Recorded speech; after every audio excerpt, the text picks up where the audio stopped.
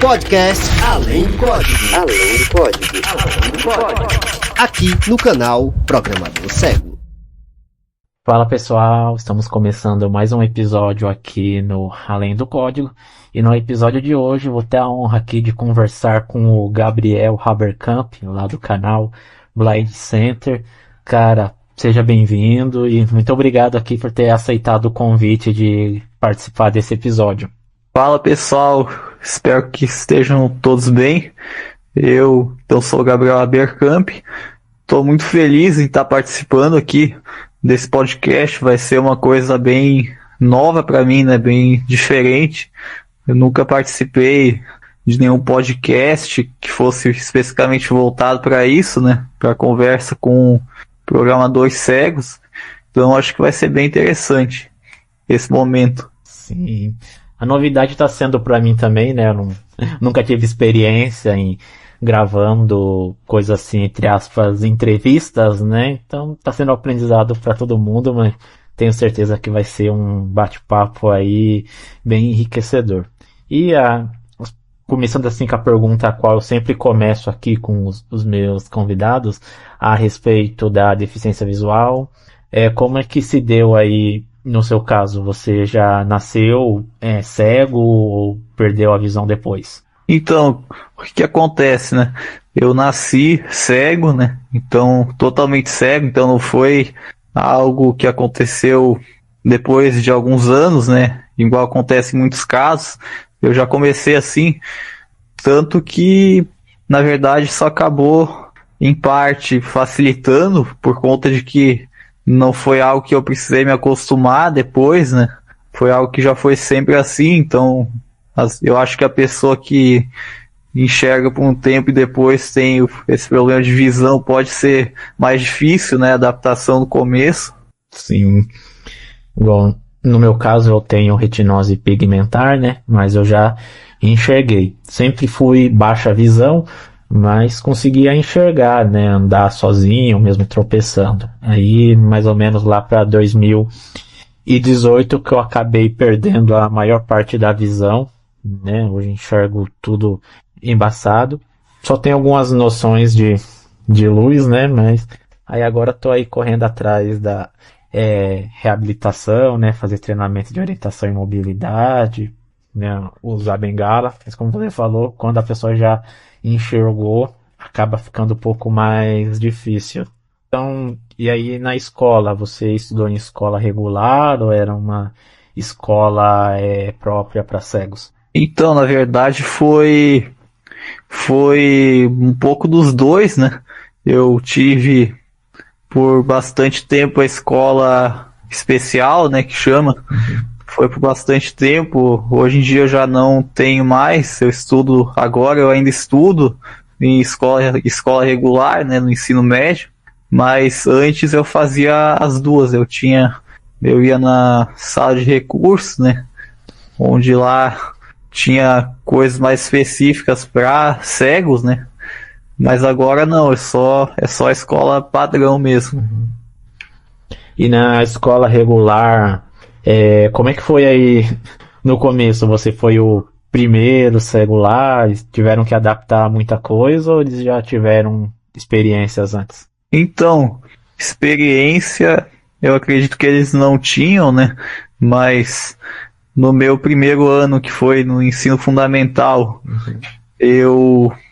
a única coisa que tinha era o caderno, né? E o braille também. Só que como eu nunca tive muita experiência com braille e só com computador, né? Com notebook, enfim, geralmente era o monitor da escola que anotava as coisas, né? Eu acabava ficava impossibilitado. Aí no segundo ano, né? Que foi em 2014, até não faz tanto tempo, né? Mas foi em 2014, já comecei a usar o meu próprio computador, né? Na escola. E aí isso ajudou muito, né? Ainda usava muito o sistema do Osvox naquela época, né? Hoje em dia eu já uso menos, mas naquela época era o que eu mais sabia, né? O Edvox, aquelas coisas, né? Anotava tudo lá. Então você acaba até confirmando um pequeno padrão aqui que eu já tive aqui com outros convidados que falaram, né, que parece que sempre quando a gente vai assim para a escola, seja faculdade ou até mesmo trabalho, qualquer coisa que a gente vai participar, né, é incrível que parece que a gente é sempre o primeiro cego lá, né, eles dificilmente já tem alguma experiência, alguma coisa, aí fica sendo um aprendizado dos dois lados, né, é bem difícil a gente ir para um lugar assim e a gente já teve experiência com outros cegos, a gente já está preparado para isso, né, a gente é sempre o primeiro. E é bem isso. E na verdade, tanto que eu até hoje, tanto no ensino fundamental quanto médio, enfim, nunca tive nenhum colega cego de escola, nem baixa visão, nem cego, que eu me lembre. Sempre fui só eu em todas as escolas, né? Uhum. E você até já chegou a falar também, né, que você usava mais o notebook, né? E aí, o que me leva aqui para a próxima pergunta que eu ia fazer é como se deu o seu primeiro contato com a tecnologia? Foi nessa escola especial que você mencionou? Então, foi bem isso, foi por aí. Foi na sala de recursos, né, da escola especial. Lá eles tinham o DOSVox instalado, né? Inclusive, isso foi numa época que o DOSVox ainda estava lá pela versão 3.5, 4.0, que eu conheci. Hoje em dia ele já está na versão 6, né? Mas foi uma época que ele ainda estava bem numa versão bem atrás. E aí depois ele foi baixado em casa, né? Os meus pais baixaram em casa, DOSVox também. E aí foi isso que aconteceu um tempo. E uns anos depois, né? Eu já tinha aprendido bastante sobre ele. Não levou tanto tempo, né? E aí eu já estava usando também na escola regular, né?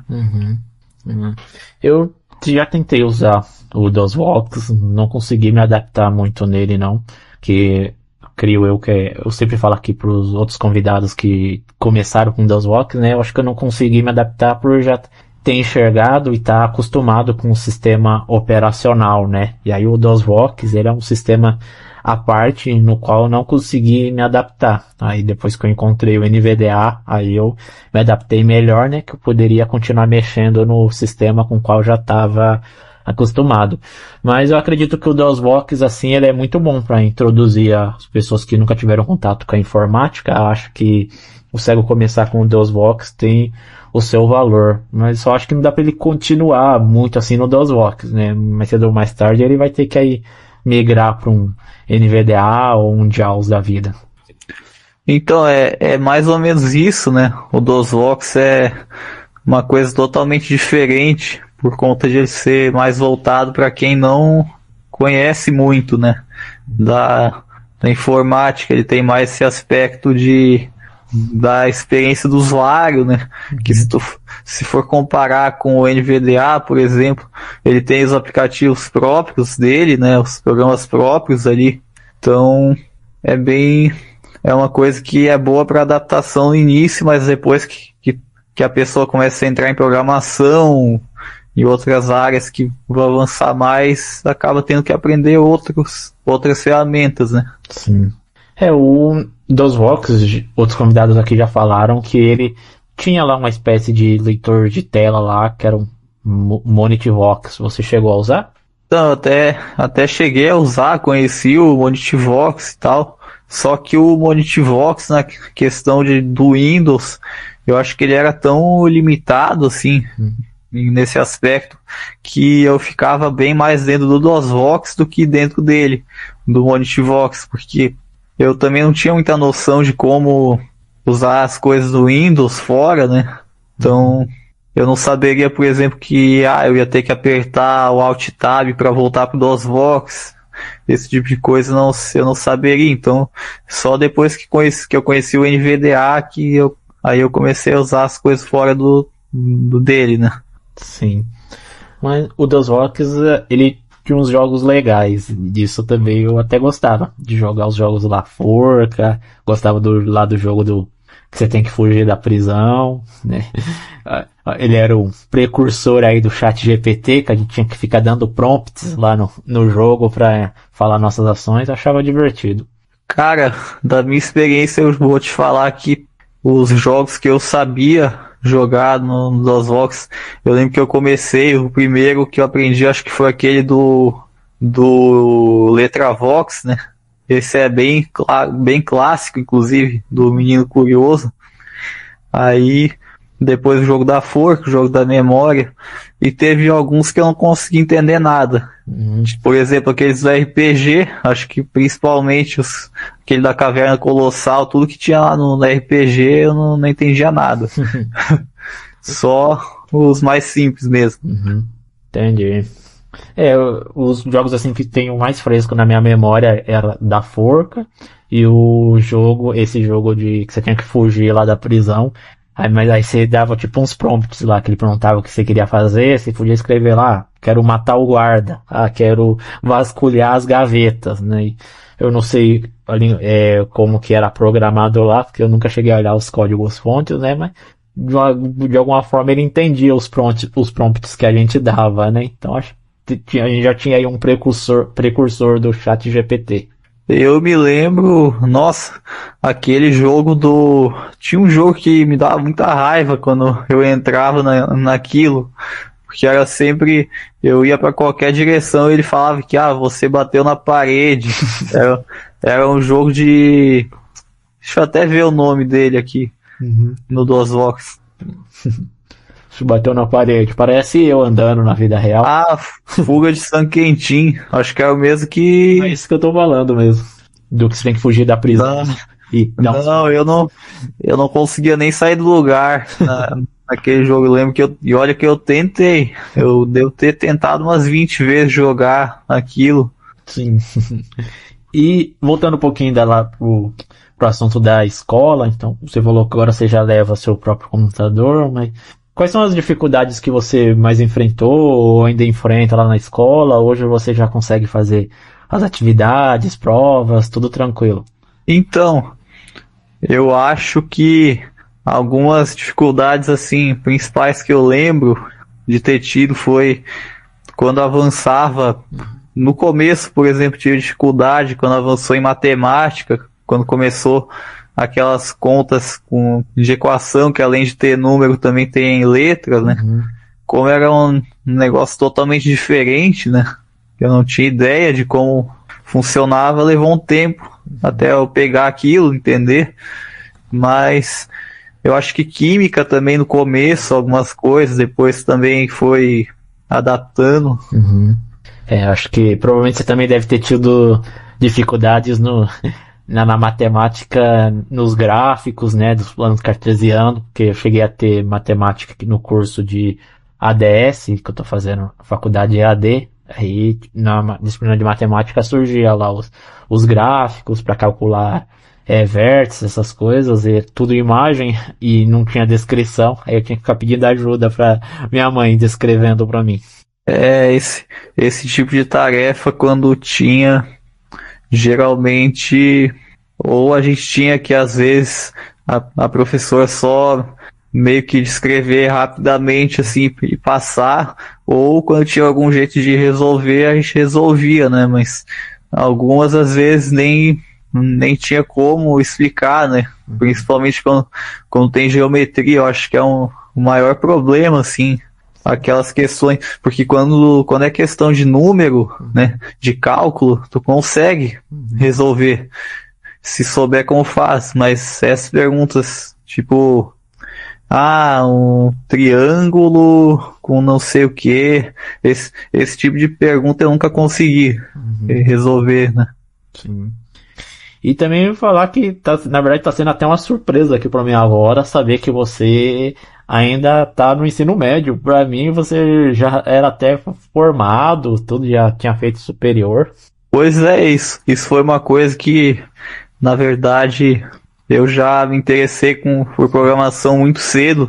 Foi uma coisa que quando eu tinha, que agora eu tenho 17 anos, né? Quando eu tinha 8, eu como eu brincava com as coisas do DOSVox, né? Uhum. Chegou uma hora que eu descobri o ScriptVox, né? Uhum.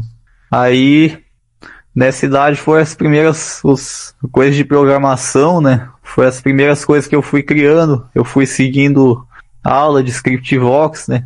Que na época tinha bastante isso. ScriptVox 5, tinha aulas que eram assim bem didático, bem explicativo. Então, comecei por lá e só vários anos depois que eu fui começar a ver Python, esse tipo de coisa. Eu comecei pelo mais simples, né? Uhum. E depois avancei. Sim. Mas vou te falar, o seu conhecimento de Python não fica atrás de nenhum programador formado, não. Por isso que eu fiquei até surpreso aqui em descobrir que você ainda está estudando, né? Então, não sei se você pretende, né, fazer faculdade depois que terminar, mas você já vai entrar na faculdade já bem avançado. Cara, o que eu posso te falar, que eu acho que também influenciou nisso, foi o fato de eu estudar só de manhã, né? Uhum. Como eu estudava sempre só de manhã, estudo só de manhã, acabou que tudo que eu ia fazer durante a tarde era principalmente usar o notebook, né? Uhum. Então eu comecei a procurar tutorial na internet, né? E aí eu fui seguindo, peguei o que eu já sabia do ScriptVox e só aprendi o resto, né? O que era próprio da linguagem, né? Que hoje a gente, dominando a lógica de programação, a gente consegue se virar em qualquer linguagem, né? Porque os conceitos são os mesmos. Variáveis, um loop, uma condicional. Assim, o conceito é a mesma coisa em qualquer linguagem, né? O que muda é a sintaxe. Pois é, hoje em dia eu já tenho vários programas, né? Sendo que o BlindTube foi o meu maior até agora, com certeza. Foi um programa que tem muito código. Uhum. Eu acho que por volta de umas 4.000 linhas de código, porque ele é um programa que eu passei muito tempo mesmo fazendo e procurando biblioteca. E se fez ele usando o WX Python?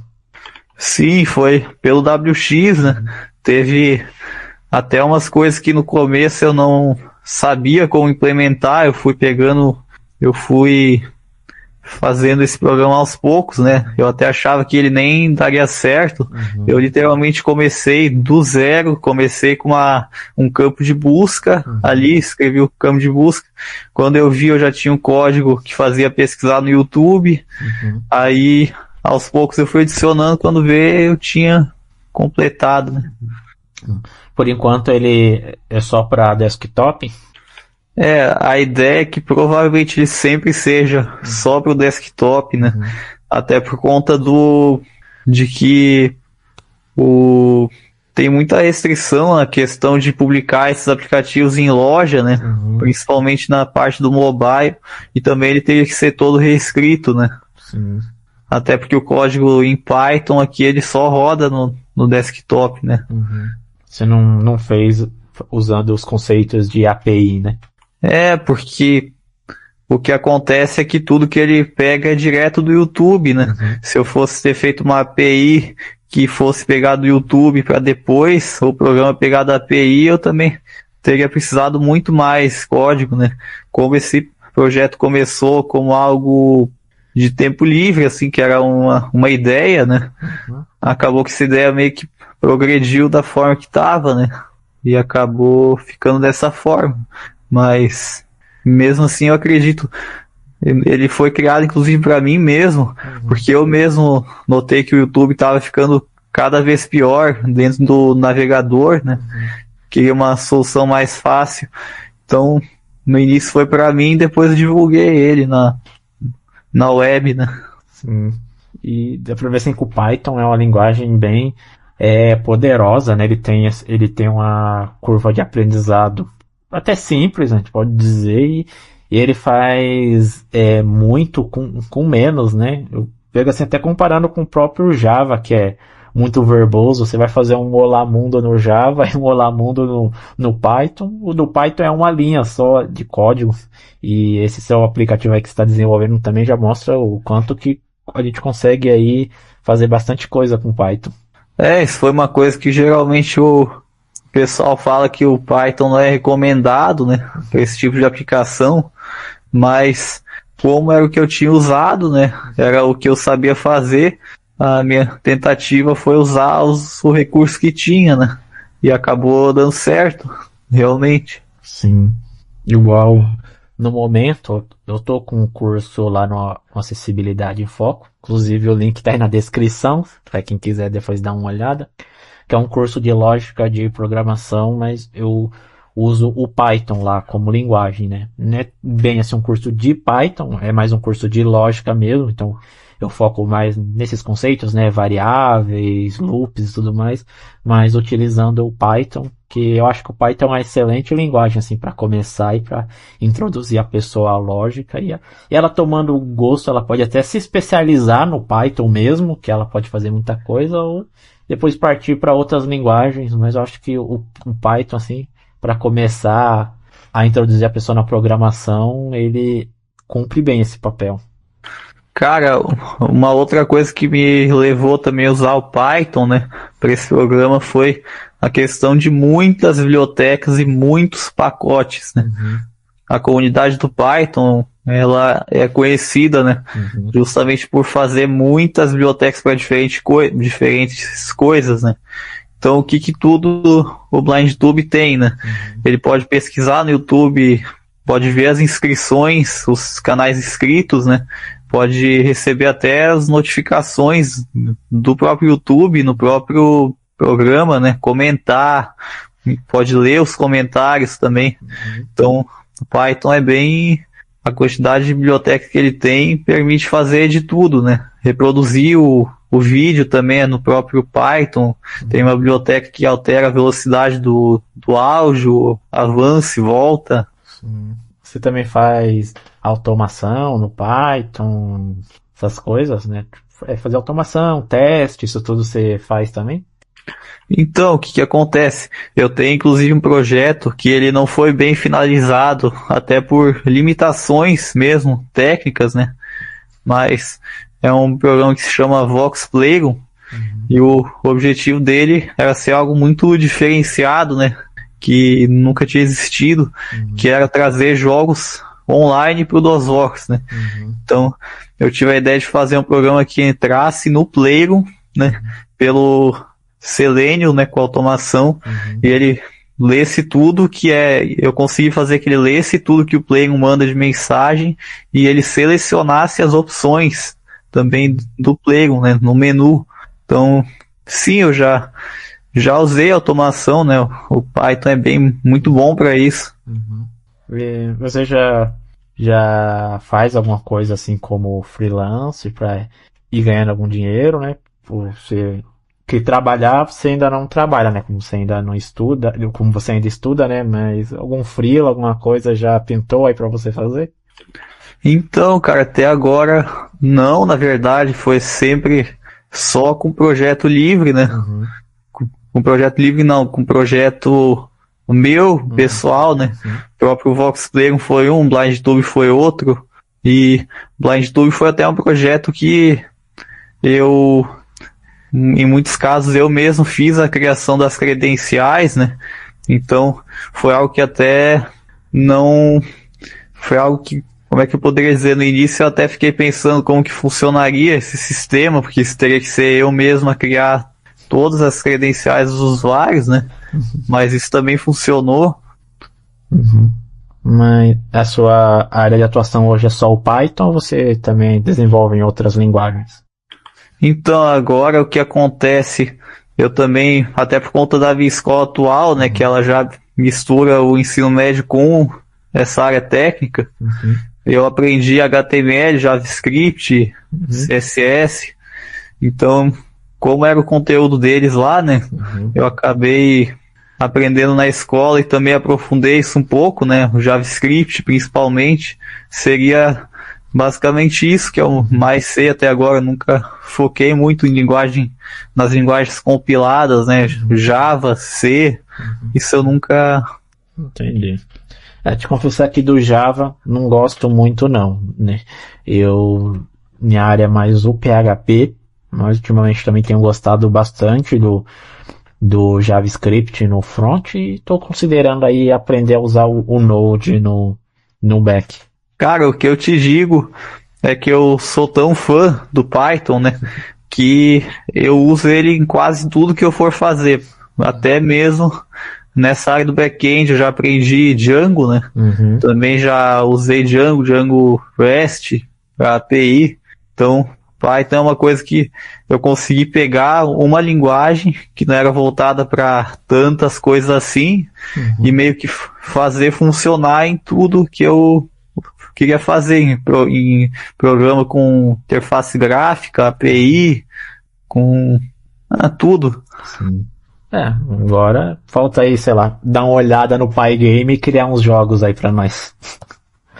Pois é, o próprio Pygame tinha até feito uma biblioteca pequena uma vez que servia para fazer jogos, né? Era mais ou menos no estilo do BGT, que era uma ferramenta que hoje em dia já está obsoleta, mas eu consegui criar umas funções ali que conectava no Pygame, fazia os jogos funcionarem, né? E o seu canal lá, Blind Center, de onde veio assim, a ideia, a iniciativa para criar ele e divulgar lá as coisas que você divulga? Então, a ideia com o Blind Center foi uma das coisas também que eu nunca tinha feito canal no YouTube, né? Era uma coisa que eu sempre queria ficar conhecido lá e conseguir atrair novos inscritos, atrair novas pessoas pro canal, né? Interagir nos comentários, responder. Era uma coisa que eu sempre queria.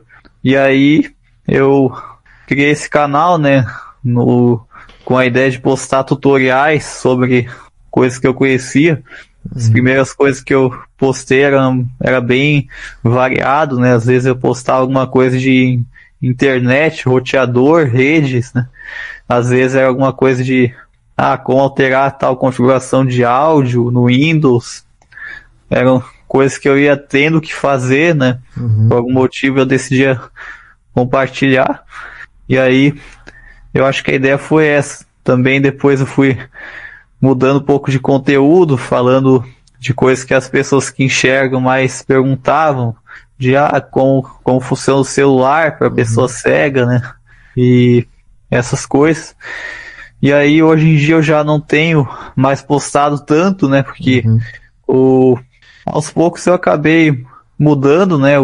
De foco, não postei mais tanto lá, mas eu pretendo voltar, né?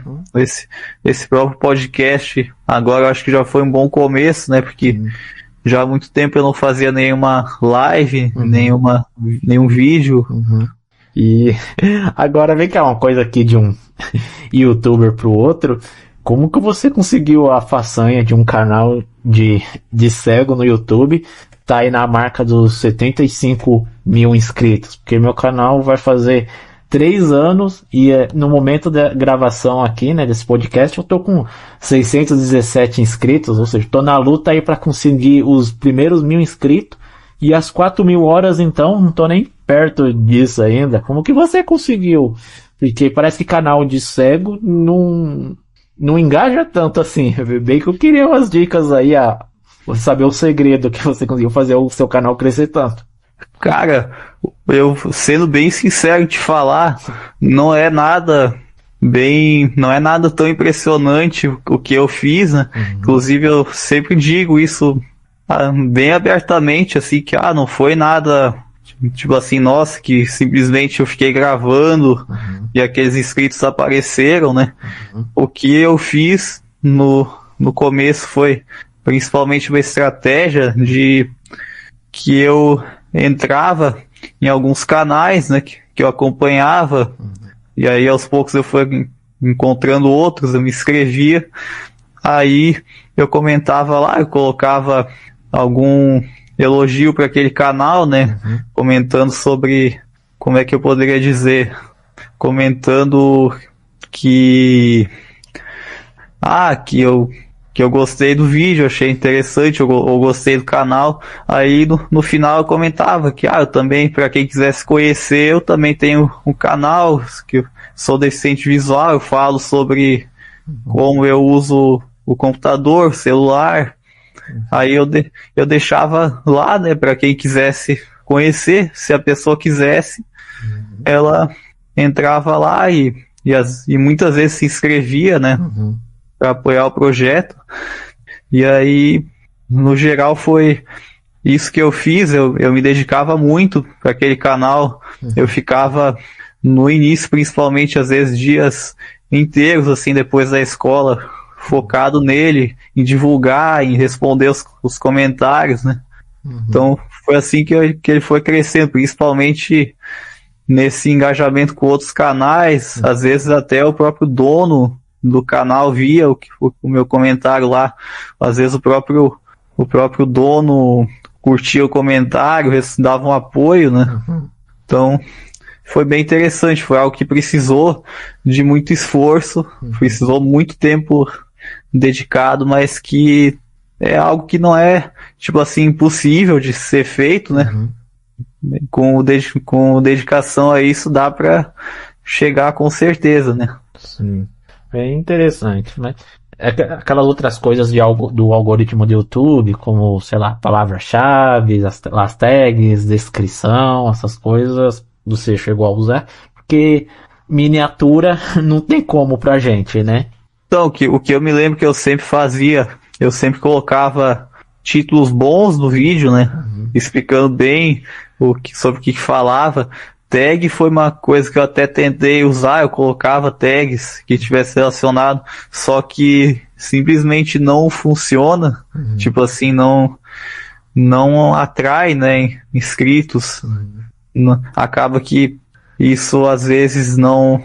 O que eu fiz também, que isso sim ajudou, era sempre equilibrar as coisas. Eu pegava às vezes algum horário para divulgar, procurar outros canais para comentar lá, e outro horário para gravar os vídeos. Eu sempre tinha uma frequência de um vídeo a cada 3, 4 dias, ou pelo menos a cada uma semana postar. Aí chegou uma hora que eu comecei às vezes a fazer a cada 2 dias. E isso é o que eu tentava manter, a frequência dos vídeos. Eu sempre respondia todos os comentários, né? Todos mesmo, sempre lia tudo, pegava um tempo para ler tudo, né? E redes sociais, você chegou a compartilhar também, postar no Facebook, Instagram, essas coisas? Sim, bem no começo, quando ainda tinha menos inscritos, né? Eu sempre postava, sempre fazia ali uma publicação no Facebook, né? Aí o pessoal ia lá, curtia e ia dando um apoio, até que depois eu comecei com a divulgação no próprio YouTube, né? E aí essa foi a forma que eu comecei mais a usar, e aí foi assim que o canal seguiu. Ele começou com as divulgações em rede social e depois eu mudei, né? Legal. Mas agora você falando aí da sua estratégia, né, de comentar em outros canais falando do seu canal, agora que me lembrei que é verdade, eu já cheguei a ver comentários seus, né, em alguns canais que eu acompanho, sei lá, tipo, já cheguei a ver você lá no canal Vila do Chaves, agora eu lembrei o Blind Center comentando lá, no canal do Jonathan Nemer. Provavelmente até, às vezes eu pegava canal... Tinha canais até que fazia muito sentido, por exemplo, até canal de curiosidade, que tinha uma época que era muito conhecido, fechava muito bem com o tema do meu canal, que era, às vezes, de mostrar como é que os cegos fazem tal coisa. Então, era uma estratégia interessante, né? Eu vou começar a usar essa sua estratégia, então, quem sabe eu consigo aí mais alguns inscritos. Mas seu canal lá é muito bom mesmo. Vou até deixar o link aí na descrição, para você que não conhece, dá uma conferida lá. Igual eu já cheguei a ver alguns vídeos lá que ajudaram bastante. Inclusive um vídeo lá em que você ensina a configurar o Notepad++ para executar o código Python lá nele mesmo, né, para não precisar ir pro terminal. Aquilo me ajudou bastante e eu inclusive até uso aquele método no meu curso de lógica com Python, né? Eu lá ensino através do Notepad++, por ser um editor de código mais leve, né? E bem acessível com NVDA. Eu acho melhor a pessoa que nunca teve contato com a programação, né? Eu achei melhor começar com o Notepad++ do que com o VS Code, para a pessoa não ficar perdida naquele autocompletar e um monte de coisa. E até aquele também complemento que você ensinou lá, que deixa o Notepad o autocompletar do Notepad mais acessível também com a NVDA, é uma dica que também depois eu peguei e coloquei no meu curso também. Então eu aprendi bastante lá coisas com o seu canal que eu acabo utilizando. Cara, em questão das aulas de Python, foi uma coisa que eu dediquei bastante tempo, né? Às vezes eu até tinha que regravar uma aula inteira, né?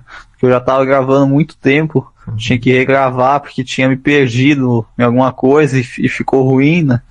Mas eram umas aulas que eu tentava usar bem uma metodologia de explicar bem passo a passo as coisas, né?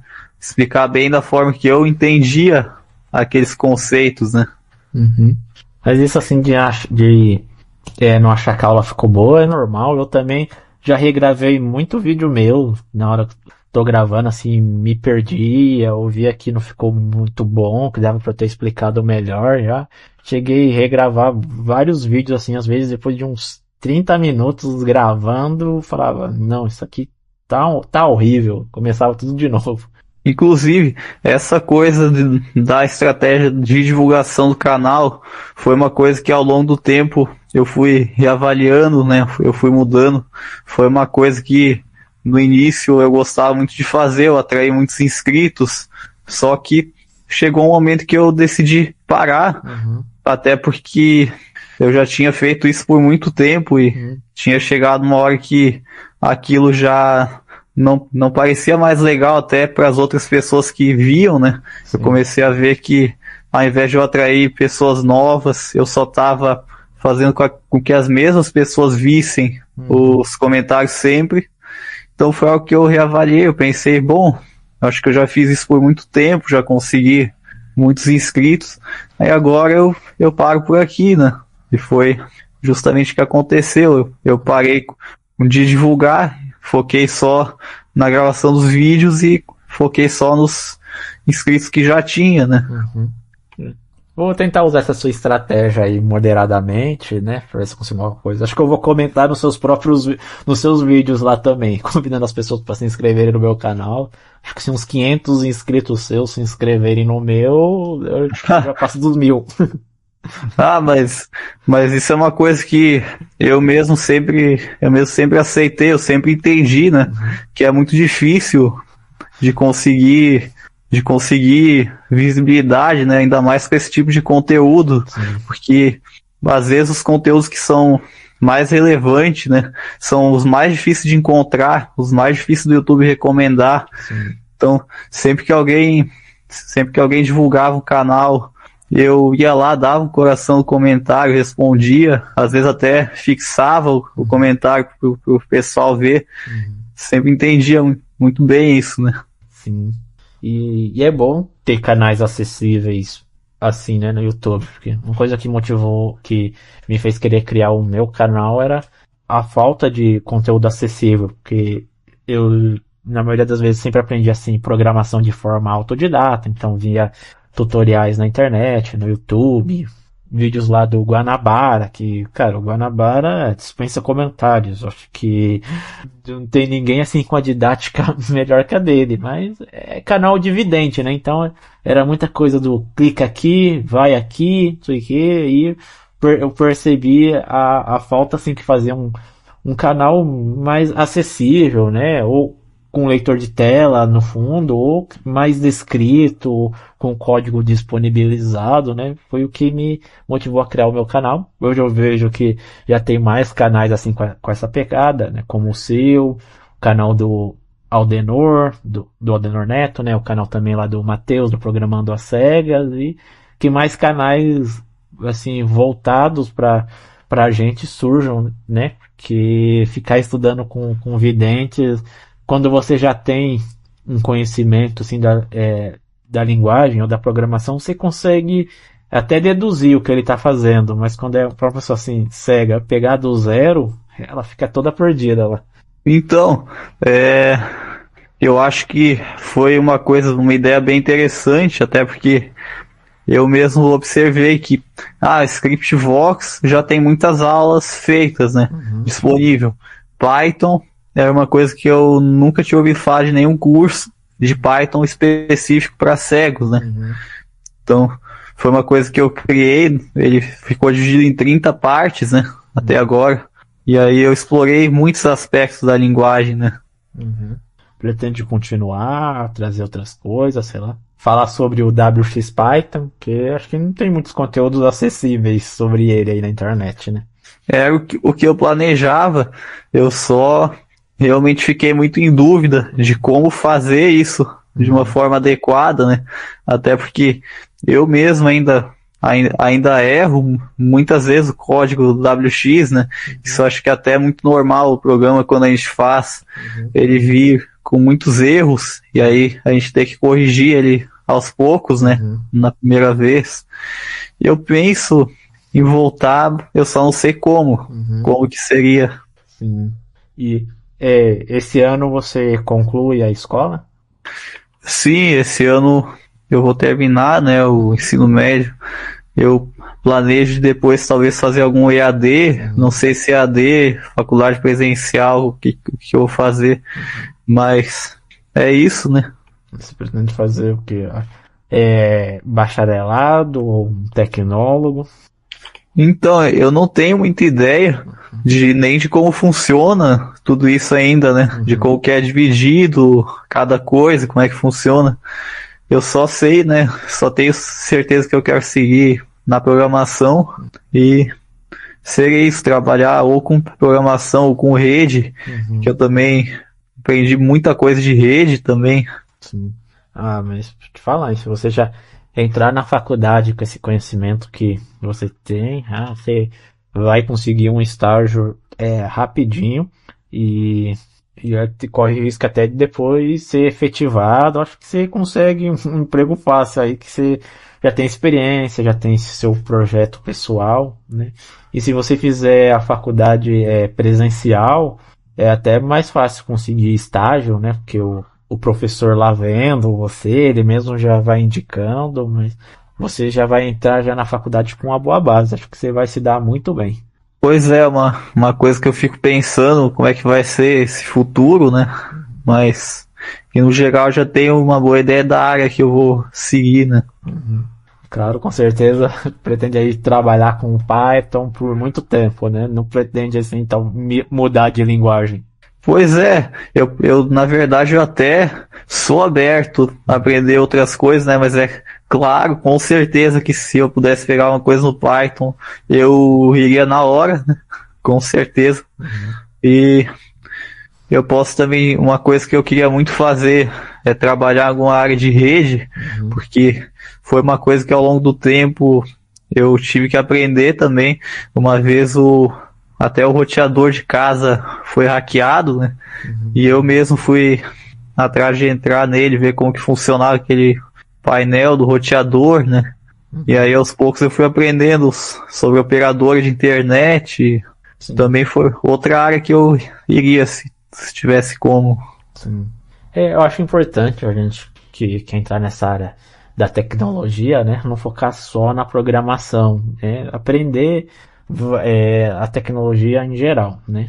Isso é uma lacuna que também está no meu aprendizado, né? Mas também preciso aprender mais a respeito desse negócio de rede, fazer as configurações, né? Não ficar só no lado do código, né? Aprender a tecnologia de forma geral, conhecer o sistema operacional, o Ricardo lá do TI Acessível, já gravei aqui com ele fala, a gente também precisa conhecer bastante o nosso sistema operacional, conhecer o terminal, o prompt de comando, que pra gente é a parte até mais acessível que tem, né? Até mais do que as interfaces gráficas. Então, a gente precisa conhecer às vezes o terminal tão bem quanto a gente conhece uma linguagem. Cara, às vezes até eu fico pensando como que em tão pouco tempo eu estudei tantas áreas diferentes, né? Dentro da tecnologia. Tanto que eu até estudei sobre servidor VPS, né? Eu já mexi muitas vezes em VPS, terminal do Linux, configurar coisa. É uma coisa que eu acho que com todo o tempo livre que eu sempre tinha, eu sempre achava algo para aprender, né? Linux também é uma coisa que eu tenho muita vontade de aprender, né? Igual eu tenho até um notebook sobressalente aqui, que tá com Windows 10.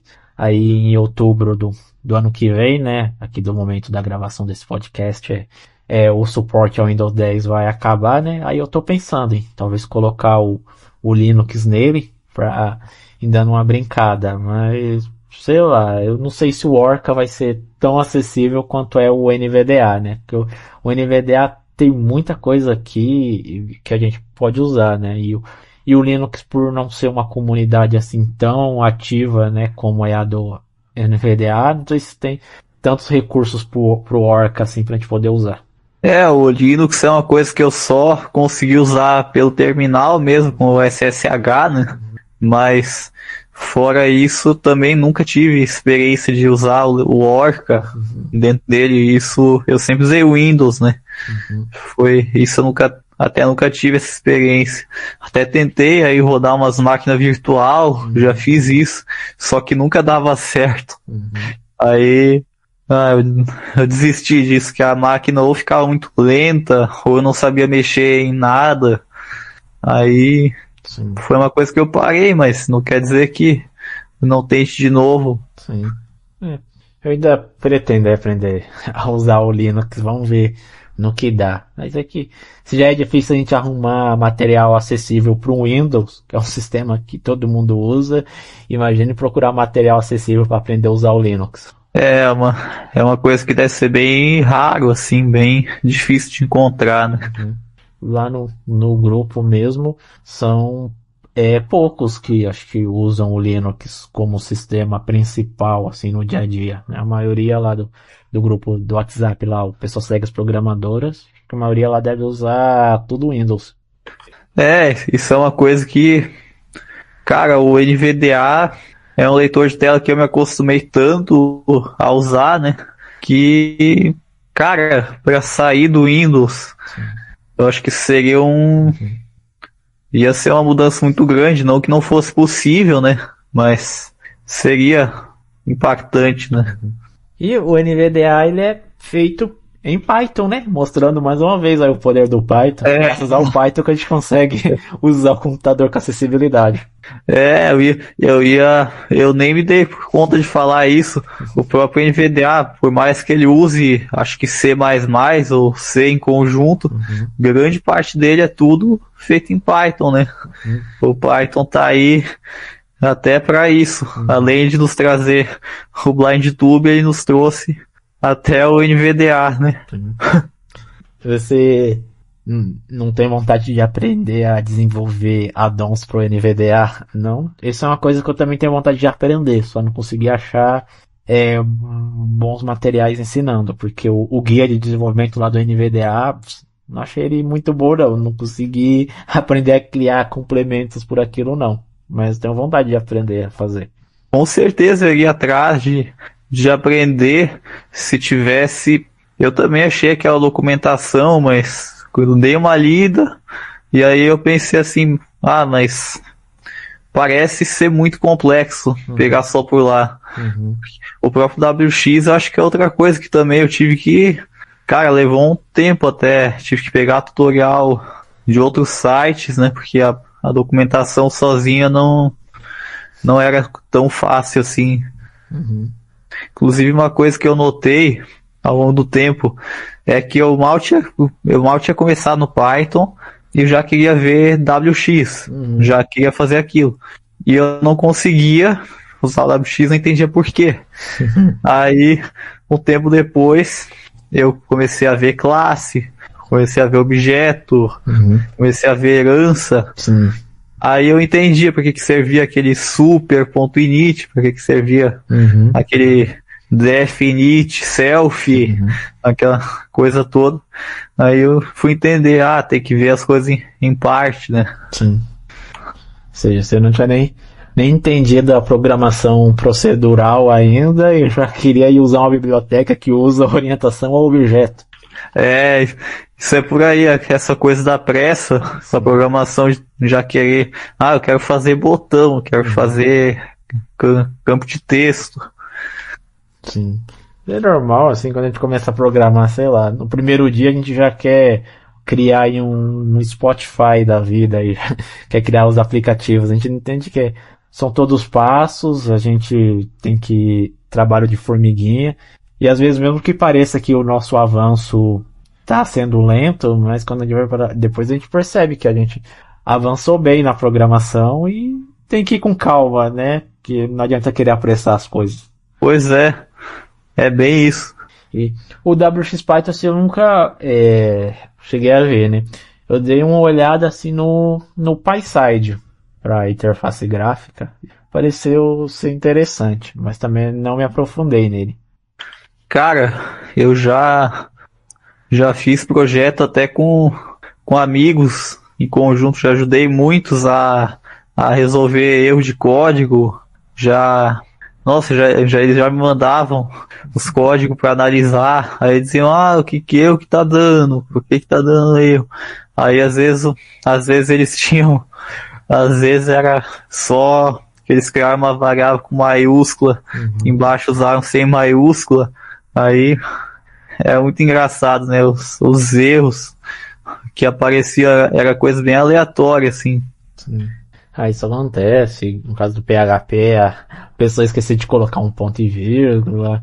No Python, acho que a maior dificuldade, acho que pra gente que é cego, é a questão da indentação, né? Porque nas outras linguagens, a indentação ela é opcional. A gente faz por questão de organização do código, tudo, mas se a gente fizer tudo na mesma linha, deixar a indentação lá toda desordenada, o código vai funcionar de qualquer jeito, né? Mas no Python não, a indentação é obrigatória, né? Aí pra gente tem que ativar aquele recurso lá pro NVDA falar os espaços. Cara, se eu for ser sincero, é uma coisa que eu não sei como é que vai ser no futuro, porque hoje em dia com o Notepad++ eu uso o Tab, né?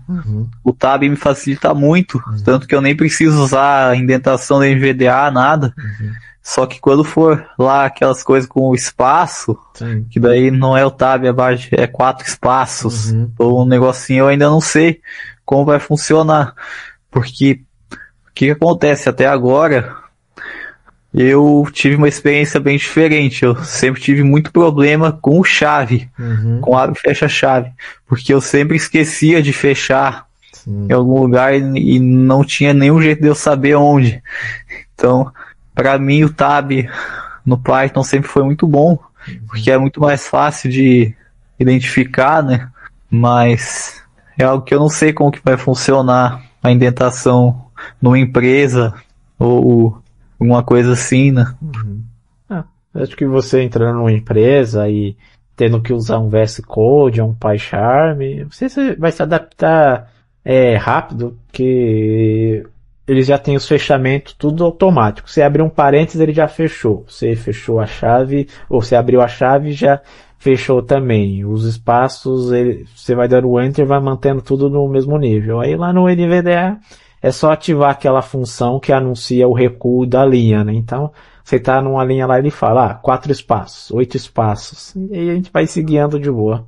Cara, eu ainda tenho umas coisas que eu tenho que evoluir na programação. Uma delas é usar IDE, porque eu gosto tanto do meu Notepad++, que não completa as coisas sozinho, que eu posso digitar tudo sem ter que ver se ele botou o fecha parênteses ou não.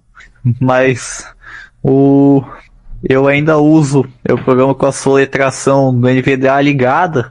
Eu sempre notei que o VS Code é mais lento do que o Notepad para escrever com a soletração. Sempre foi uma coisa que me fez não usar, né? Sempre ir pelo Notepad, até porque eu me acostumei muito a escrever o código inteiro à mão, né? Só que o Python é uma linguagem que dá para fazer isso. Se eu fosse pegar um Java, um C, alguma coisa assim, aí eu já não poderia mais, né? Seria muito código para...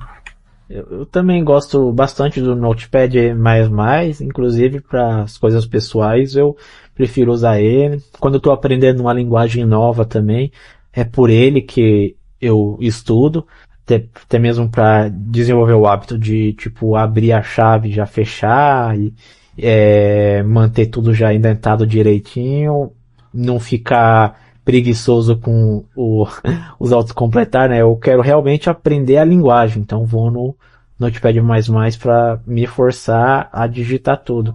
Mas claro, num ambiente empresarial, né, por uma empresa que a gente tem prazos, tudo para entregar, aí a gente vai ter que usar a IDE, que se a gente dominar a linguagem, né, aí a IDE se torna uma ótima ajuda. Não sei se a IDE é uma boa para quem está começando, né? Como eu falei, eu acho que esses autocompletar e poder fazer tudo automático acaba fazendo a pessoa talvez não fixar tanto a linguagem quanto se ela fosse obrigada a digitar, como é no Notepad++. Isso é por aí.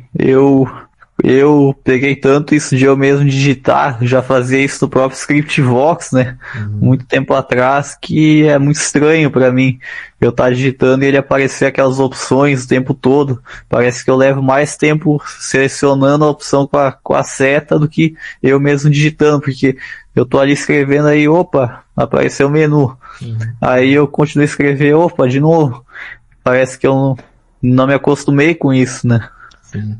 Mas com o tempo a gente acostuma. E o Notepad++ ele é um ótimo editor assim de código mesmo para quem está começando e super acessível, né? Porque, eu fui tentar usar o Sublime Text, nem sei se esse editor ainda existe, né? Mas na época ele existia e ele não era nada acessível, cara. Você digitava lá e o NVDA só falava em branco, em branco, em branco. Tipo, ele não era acessível na parte de digitar o código. Aí quando eu fui pro Notepad++, vendo lá, ele super acessível, nossa, aí que eu fiquei nele, até agora está migrando aos poucos pro VS Code. Cara, é um problema isso, né? Nem todas as empresas se importam em tornar acessível, né? Ou às vezes fazem acessível, mas não fica muito bom, fica meia boca, né? Não funciona tudo. E o Notepad++ é um bom exemplo de como deveria ser, né? A acessibilidade. Sim, igual aquele seu método lá de executar o terminal no Notepad++ já facilita bastante, já deixa ele quase igual um VS Code. Você só bota lá um atalho Ctrl F5, pronto. Ele abre lá o Python naquele arquivo e já executa ele.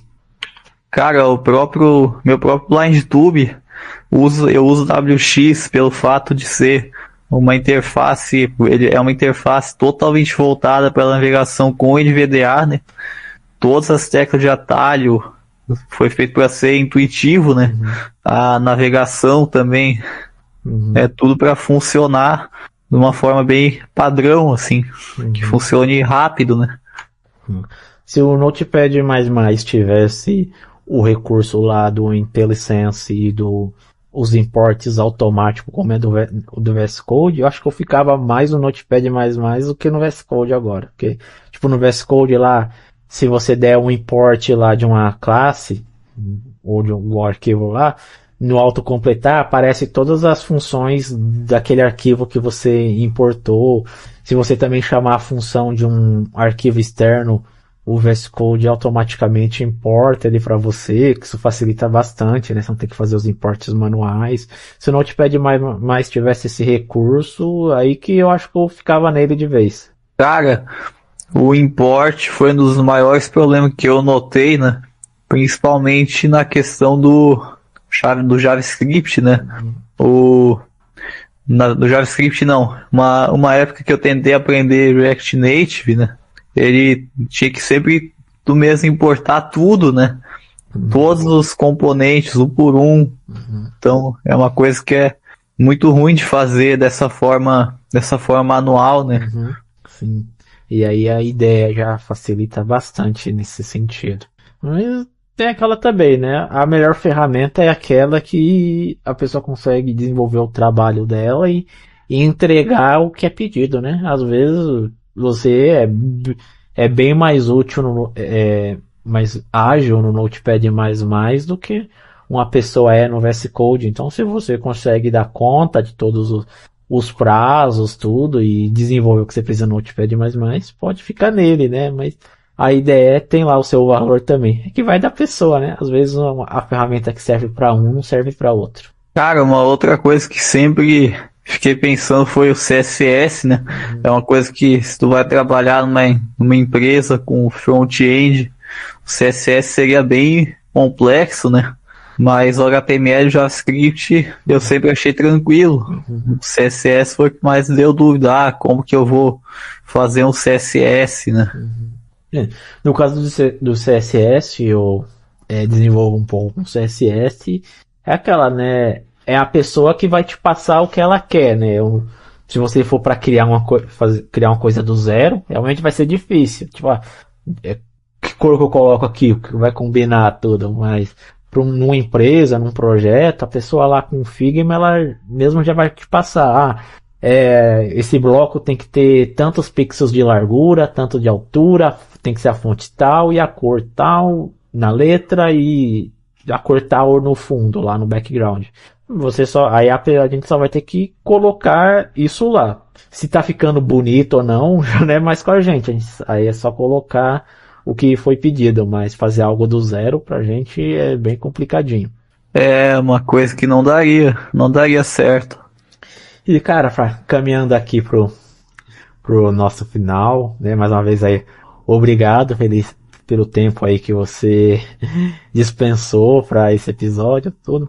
Mas a pergunta que eu sempre faço aqui pros convidados, quando a gente tá encerrando, o que você gosta aí de fazer para relaxar quando você não tá a fim de programar, que creio eu que você não fique programando o dia inteiro, né? Então, nos seus momentos de lazer, quando você não quer nem chegar perto numa linha de código, o que você curte fazer? Cara, o que eu vou te falar? Eu acho que o principal, conversar com amigos, né? Acho que uma das coisas principais. Jogar também, eu gosto muito de jogar um jogo de carta que chama Hearthstone, né?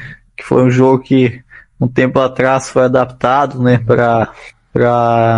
Foi criado um mod, né? Para esse jogo, que eu acho ele muito divertido mesmo de jogar. Já alcancei nível muito alto lá, com vários decks, né? Sim. E aí também às vezes leio algum livro, né? Mas acho que o principal mesmo é conversar e ultimamente entrar lá agora, né? Isso é bom, né? Poder conversar, assim, conversar fora é bem legal, é terapêutico, né?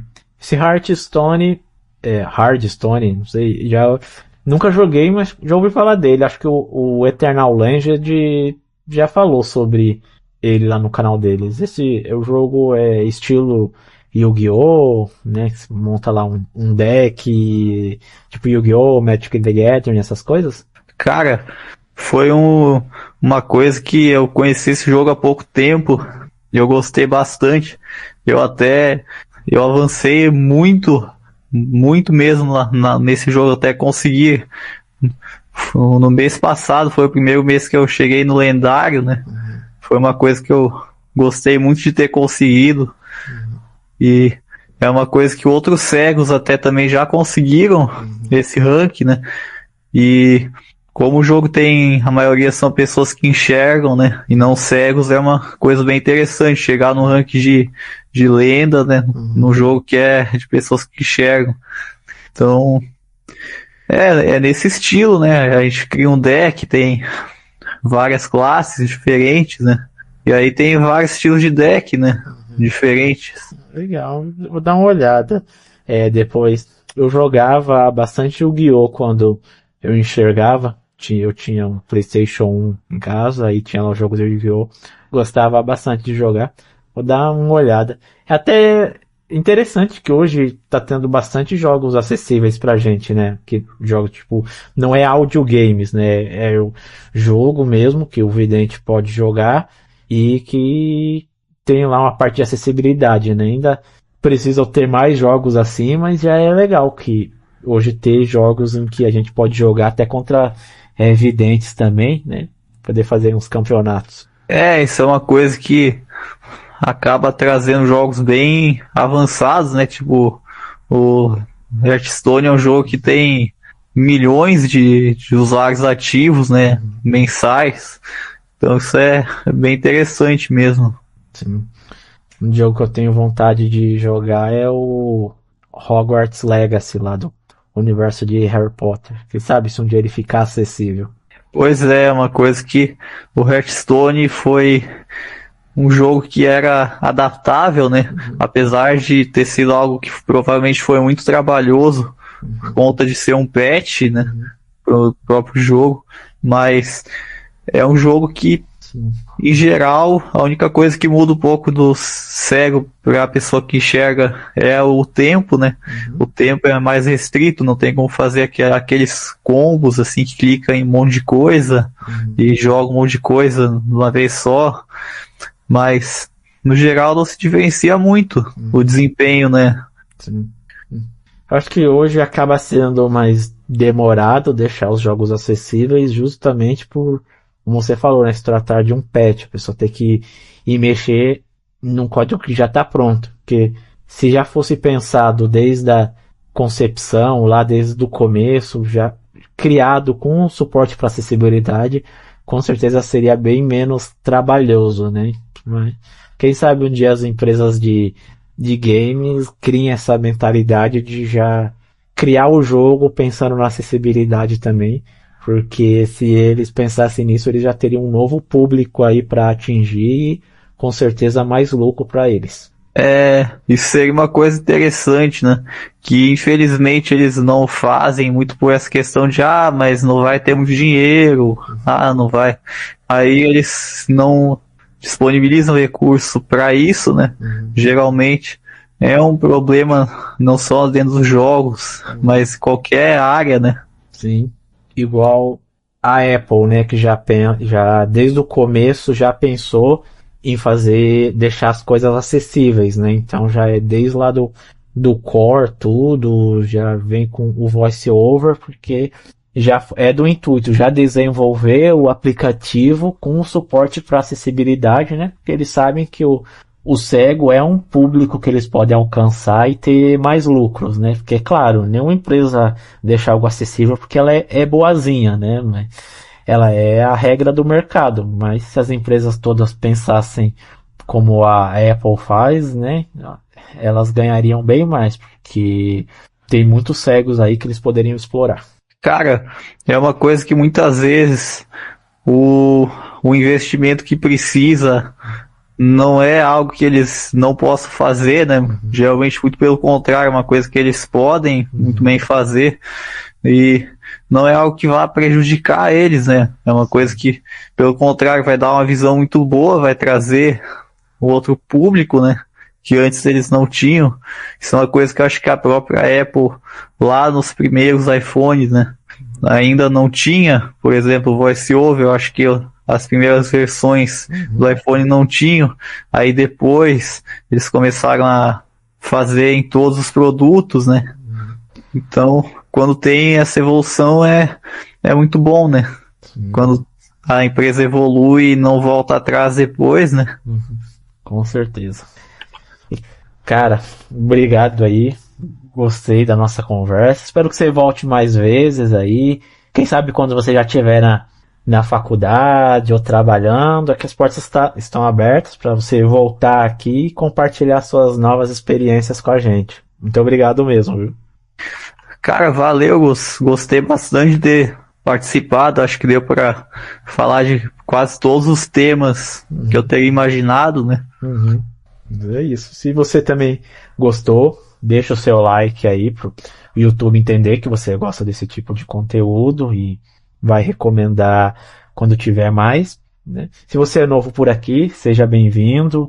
Considere se inscrever para você também ser avisado quando a gente tiver mais conteúdos aqui no canal. Dê uma olhada aí nos outros episódios aqui do Além do Código. Confira também aí os meus vídeos de programação que eu tenho aqui no canal, né? Tem vídeos de PHP, JavaScript, dá uma conferida lá se você gosta desse tema.